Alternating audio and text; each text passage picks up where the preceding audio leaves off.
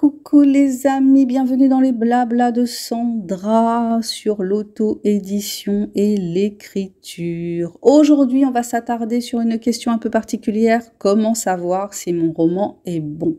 La question associée étant, qu'est-ce qu'un bon roman? Un roman qui se vend bien est-il un bon roman? Un roman qui ne se vend pas ou se vend mal est-il un mauvais roman?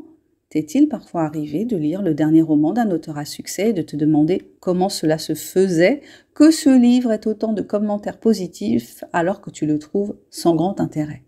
T'es-tu interrogé sur le succès de 50 nuances de Grey, par exemple, après n'avoir pas réussi à terminer le premier tome?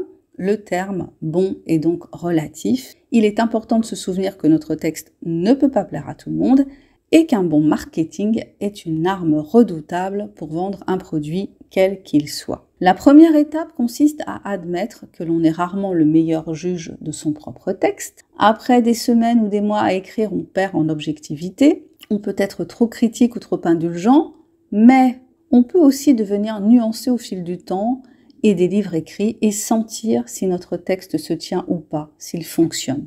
Je pense qu'on peut sentir ça. L'une des astuces pour cela est la relecture à haute voix qui permet de repérer, entre autres choses, si notre texte a un rythme, une musique, s'il est bourré ou non de répétitions, si les dialogues sont crédibles, entre autres choses.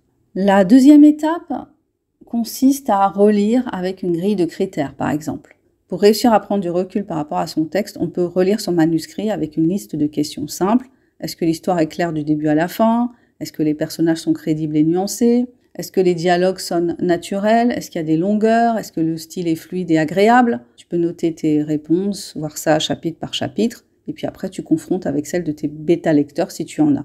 Troisième étape, faire lire donc à des bêta-lecteurs. Ce sont des lecteurs bienveillants mais honnêtes qui te donneront un premier retour de l'extérieur. Comme dit Stephen King dans Écriture mémoire d'un métier, dans un premier temps on écrit porte fermée, dans un second temps on écrit porte ouverte, c'est-à-dire que l'on confronte son travail à des regards extérieurs. Privilégie des personnes qui lisent dans le genre de ton roman. Pose-leur des questions ouvertes du style « Qu'est-ce que tu as préféré? Qu'est-ce qui t'a manqué? À quel moment t'as décroché? Est-ce que tu as ressenti de l'émotion ?»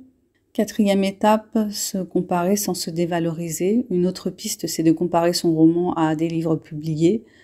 Est-ce qu'il se positionne clairement par rapport à ces livres? Donc dans le même genre évidemment. Est-ce que l'intrigue est solide? Est-ce que le ton est reconnaissable? Donc ça ne veut pas dire se comparer pour s'auto-flageller, mais plutôt pour situer son livre par rapport à ce qui se fait sur le marché. Cinquième étape, éventuellement consulter un professionnel. En fonction de tes finances, si te tient à cœur de présenter un travail de qualité à tes lecteurs tant sur la forme que sur le fond, tu peux aussi faire appel au regard d'un professionnel de l'écriture ou bien de l'édition, un correcteur, un coach littéraire, un agent littéraire. Pour conclure, je dirais qu'un roman bon est avant tout un roman qui atteint son objectif: émouvoir, surprendre, divertir, questionner. Donc rappelle-toi que ton livre n'a pas besoin d'être parfait pour être publié, puisque la perfection de toute façon n'existe pas en ce bas monde. Et il y a plein d'auto-édités qui ont rencontré du succès avec des ouvrages qui étaient loin d'être parfaits. Donc lance-toi sans hésitation. La meilleure façon de savoir si ton livre peut séduire et trouver son public, c'est d'oser le jeter dans le grand bain et de voir comment il se confronte au regard des autres. J'attends tes commentaires avec impatience. Si tu as aimé ce podcast, abonne-toi, like et partage. Pense à aller faire un tour sur ma page Amazon pour découvrir mon dernier bébé de papier paru à ce jour qui s'appelle L'amour minimaliste, qui est une romance autour du deuil, de la résilience et de la naissance d'un nouvel amour. Elle est pleine de douceur et de sensualité. Bonne lecture, je te dis à bientôt pour le prochain partage. Bye bye!